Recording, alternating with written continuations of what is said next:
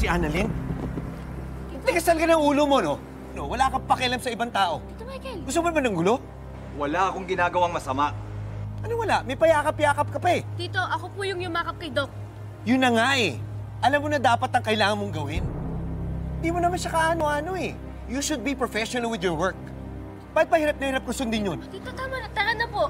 Eh bakit ba ako susunod sa'yo? Hindi mo rin naman kaano-ano si Dr. Santos.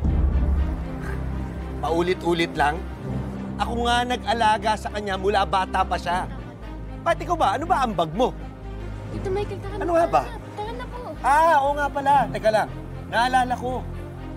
Nung inaway ng anak mo to si Annalyn sa vet school, eh syempre kinampihan mo yung anak mo.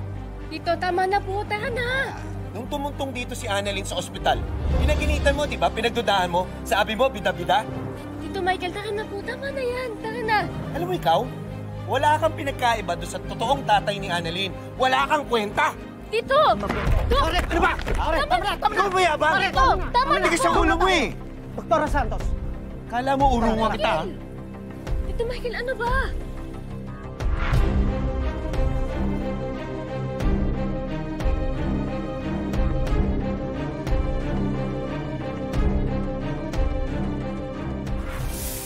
Alam mo, ang lakas talaga ni Annalyn sa Diyos, no?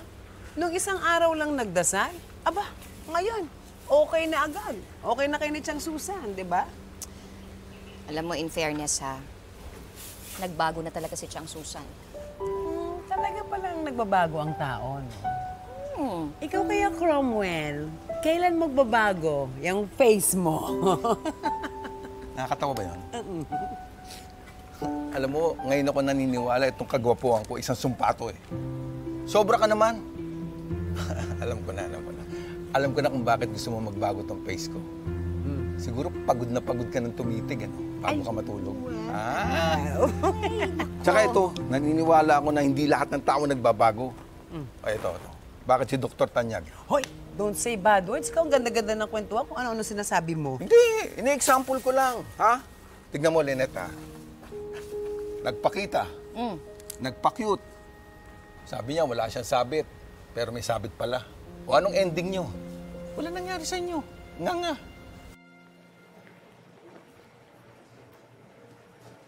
Tito Michael, tubig po muna kayo.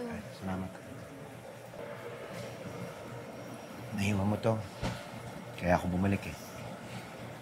Thank you po.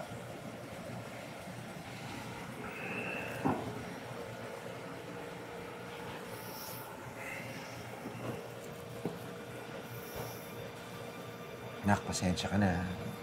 Nakakapikon lang talaga yung doktor mo yun eh. Hindi ko kasi nagustuhan yung nakita ko. Magkayakap kayo. Tito Michael, parang wala naman pong mali doon sa ginawa namin Tsaka sinabi ko nga po kanina, ako po yung yumakap sa kanya. Oo nga, wala nga masama. Wala namang mali siya sa atin. Eh, paano kung may ibang nakakita? Annalyn, saka naman nakakita ng boss na niyayakap yung empleyado niya. Tito Michael, parang tatay ko na din naman po si Dr. Nyag eh. Hindi mo nga siya tatay eh. Tsaka huwag mo siyang hayaan magpakatatay sa'yo. Si Dr. Tanyag yun. Si Tiang Susan, ibang tao na, no? Pwede ba? Huwag kayong magpapaloko agad dun. Ha? Alam mo, ikaw, ang plastic mo. Kagabi lang, cheers pa kayo, tapos ngayon ganyan sinasabi mo. Hindi naman sa plastic. Talagang ganun. Hindi naman talaga lahat ng tao nagbabago eh. Kaya ikaw, Lynette, ha? Ingat ka kay Aling Susan. Ha? Alam mo, Cromwell, hindi ko naman kagad tinanggap si Tiang Susan eh. Pero nakita ko naman talaga na nagbago na siya. Naku, alam niyo ba? Pinagtanggol pa nga niya ako kay Ma'am Moira. Naturalmente. Ha? Siyempre, walang matuluyan yung matanda eh. Kaya ayun, drama-rama sa hapon. Alam mo, alam ko na kung bakit ka ganyan. Palibhasa na isahan ka ni Tiang Susan dahil nakuhanan ka niya ng 20. Sayang din yun. 20 rin yun. Tsaka marami akong kakilalang manloloko, may itim ang budhi. Sabi, magbabago. Ayun, manloloko pa rin. Maitim pa rin yung budhi hanggang ngayon. Naku, tama na nga yan. Basta ako ha, naniniwala ako sa pinapakita sa amin ni Tiang Susan. Binigyan siya ng pagkakataon ni Annalyn, kaya gusto ko, bigyan ko din siya ng pagkakataon. Tsaka isa pa, Kahit ano pang sabihin nyo, kahit ano pang gawin natin, kahit baliktarin nyo pa yung mundo, pamilya ko pa rin si Chang Susan. Yun! Tama yun. Ganun pagpamilya. Tama yun. Ano ka nga dyan?